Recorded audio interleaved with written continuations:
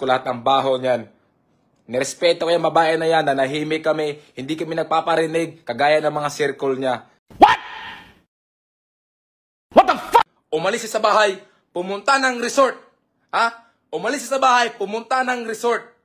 Anong ginawa niya? Pinabayaan ko. Kasi yung resort na yon, mamayang gabi niyan, darating ang mga tropa niya na mga straight na lalaki.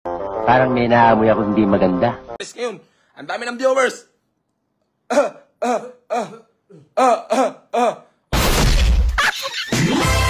Pinuntahan ko sa resort, Chucks, di ko na kaya. Na-miss ko yung tao eh. Miss na kita. Miss na kita. I miss you too. I miss you too.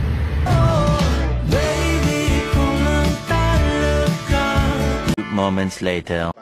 Oh, tubig muna tayo ha, tubig.